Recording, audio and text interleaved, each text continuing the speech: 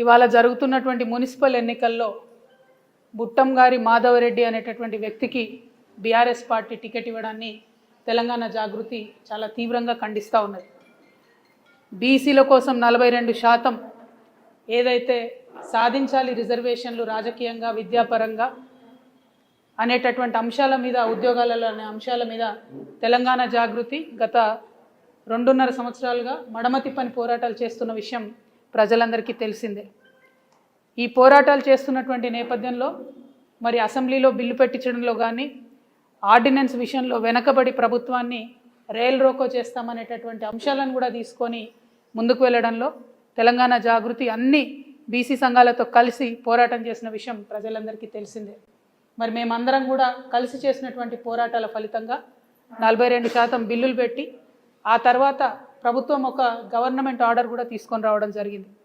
ఆ జీవోను ఆపడంలో కీలకమైనటువంటి పాత్ర పోషించింది 2 పిటిషనర్లు, అందులో బుట్టంగారి మాధవరెడ్డి అనేటటువంటి వ్యక్తి ఒకరు. మరి ఆ పిటిషనర్ని ఇవాళ బీఆర్ఎస్ పార్టీ బాజాప్తా టికెట్ ఇవ్వడము మున్సిపల్ ఎన్నికలలో అంటే బీఆర్ఎస్ పార్టీ మరి ఆ కేసు వేయించిందా, లేకపోతే బీఆర్ఎస్ పార్టీ బీసీలకు వ్యతిరేకమా, లేకపోతే బీఆర్ఎస్ పార్టీ 42% బీసీలకు రిజర్వేషన్ ఇవ్వడాన్ని కంప్లీట్గా వ్యతిరేకిస్తుందా అన్న విషయం మాత్రం ఆ పార్టీ స్పష్టం చేయాల్సిందిగా తెలంగాణ జాగృతి నుండి మేము డిమాండ్ చేస్తూ ఉన్నాం. ఎప్పుడైతే ఈ కేసు పడ్డదో ఆనాడే మేము చెప్పినాం, హరీష్ రావు గారికి సంబంధించినటువంటి మనుషులు, హరీష్ రావు గారికి సంబంధించినటువంటి పర్సనల్ లాయరు ఢిల్లీ వేదికగా ఈ యొక్క పిటిషన్ వేయించడం జరిగింది. ఆ 2 పిటిషనర్లు కూడా డైరెక్ట్గా హరీష్ రావు గారితో అనేక సందర్భాల్లో మరి కలిసి కనిపించినటువంటి వ్యక్తులను కూడా మేము చెప్పడం జరిగింది.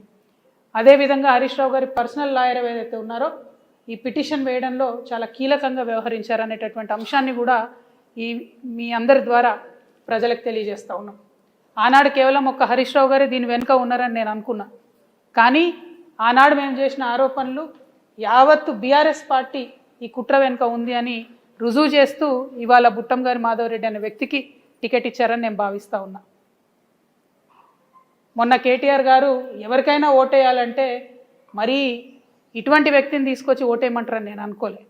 ఎందుకంటే ఇవాళ బీసీ బిడ్డలు తెలంగాణ సమాజంలో 56% మంది ఉన్నారు. వాళ్ళ నోటికాడి బుక్కను గుంజుకున్నటువంటి పిటిషనర్ను పట్టుకొచ్చి ఓటు వీళ్ళకి వేయండి అని బీఆర్ఎస్ పార్టీకి చెప్తే మరి ఓటు వేయాలన్నా బీఆర్ఎస్ పార్టీకి వద్దా ఆలోచించుకోవాల్సిందిగా యావత్తు తెలంగాణ బీసీ సమాజాన్ని కూడా నేను కోరుతా ఉన్నాను. ఇది ఎటువంటి రాజకీయం? మీరు కనీసం బీసీల కోసం ఒక మీటింగ్ పెట్టలే. ఎప్పుడు ఎట్లా పెట్టారు? బీఆర్ఎస్ పార్టీ నుండి డైరెక్ట్గా నాయకత్వం ఎప్పుడు మాట్లాడలే. బీసీ ప్రజాప్రతినిధుల ఫోరం పేరిట మీటింగ్ పెట్టారు. ఆ తర్వాత ఒక్కసారి తెలంగాణ భవన్లో మీటింగ్ పెట్టారు. మొదలు జనగణన అన్నప్పుడు అసలు జనగణనకు పార్టిసిపేట్ చేయొద్దని చెప్పారు, కన్ఫ్యూజ్ చేసిరు. అదంతా అయిపోయినాక రెండోసారి జనగణన చేయాలని చెప్పారు. ఎక్కడా కూడా చిత్తశుద్ధితోని బీసీ మీటింగ్లు, బీసీల అంశంలో బీఆర్ఎస్ పార్టీ సపోర్ట్ చేయలే. అందరం గోల చేస్తే యావత్ సమాజం రోడ్ల మీదకి వస్తే మేము పెడతాం బీసీ మీటింగ్లు అని చెప్పారు. కానీ అవెన్నడూ కూడా మరి కార్యరూపం దాల్చలేదు.